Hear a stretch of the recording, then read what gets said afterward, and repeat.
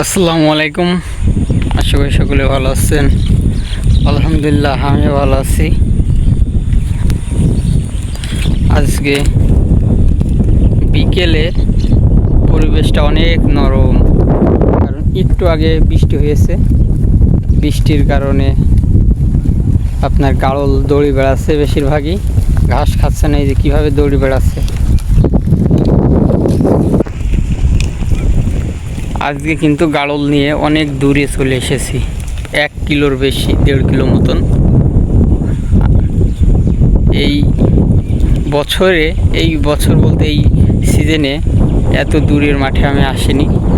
আজকে চলে আসলাম। এই যে দোপটা দিয়ে ফাঁকা হয়েছে, এই দোপটা দিয়ে আপনার একদম সুদা ট্রেনে চলে এসেছি। এখন আকাশে প্রচুর মেঘ, এই যে দেখতে পাচ্ছেন আকাশে একদম অন্ধকার, একদম অন্ধকার। এই সাইডটায় প্রচুর মেঘ, মনে হচ্ছে বৃষ্টি হবে। এই জন্য গাড়ল নিয়ে চলে আসলাম। আবার বৃষ্টিও হতেও পারে, বলা যাচ্ছে না। গাড়ল ভিজেও যেতে পারে। বৃষ্টি, আকাশে মেঘ আছে। ঘন্টাখানেক বৃষ্টি না হলে আপনার গাড়ল কিন্তু ঘাস খেয়ে পেট ভরে যাবে। বাসার দিকে চলে যাব।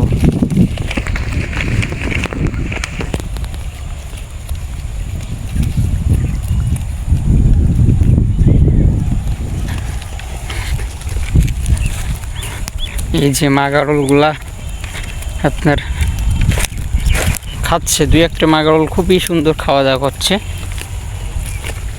2-1টা দৌড় মারছে, ঝামেলা করছে আর কি। ওই যে একপাল ছাগল মাঠে।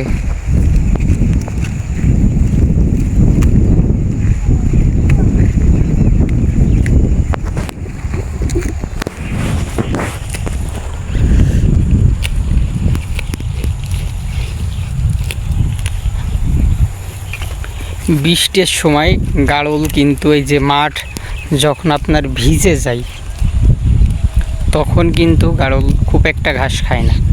বেশিরভাগ সময় গাড়ল কিন্তু দড়ি বেড়ায়। আর মাঠ যদি শুকনো হয়, ওই সময় কিন্তু গাড়লে মোটামুটি ভালো ঘাস খায়। এখন কিন্তু এই মাঠটা পুরাই ফাঁকা, আপনার আশপাশগুলা ফাঁকা, এই দোপ দিয়ে আসা যাবে। আর ওই দিকে আমি খাওয়াতাম, ওই যে আপনার ওই দিকে, ওই যে গাছটার ওই সাইডে অনেক দূরে, ওই দিকেই খাওয়াতাম। কারণ সকালে ওদিকেই খাওয়াইছি, এই দিকে আসা হয় নাই মেলা দিন, কারণ পথ ছিল না। অনেকেই খাওয়াইছিল ওই দোপ দিয়ে, আমি আসিনি। ওই দিকটায় ঘাস ভালো ছিল, ওই দিকে আমি খাওয়াইছি। আজকে আবার এদিকে চলে আসলাম। তারপরেও আবার দেখছি আকাশে প্রচুর মেঘ ডাকছে। মনে হচ্ছে বৃষ্টি, অল্প সময়ের মধ্যে বৃষ্টি হবে। আর আপনাদের এখন আমি লতা চাচার গাড়ল দেখাবো। এই যে লতা চাচা ওখানে রয়েছে, ওনার পাশাপাশি আমার গাড়লের ভিতরে চলে আসবে ওই গাড়লগুলা। এখন আপনাদের ওই গাড়লগুলা দেখাবো। এই যে লতা চাচার গাড়লগুলা ঘাস খাচ্ছে, কিন্তু খুঁটে খুঁটে ধান খাচ্ছিল।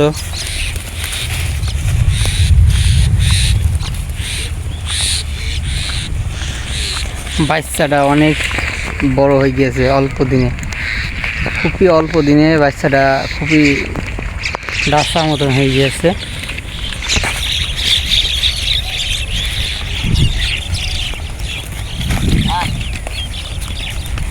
আবার নতুন একটা ভিডিওতে দেখা হবে। ভালো থাকেন, সুস্থ থাকেন। আসসালামু আলাইকুম।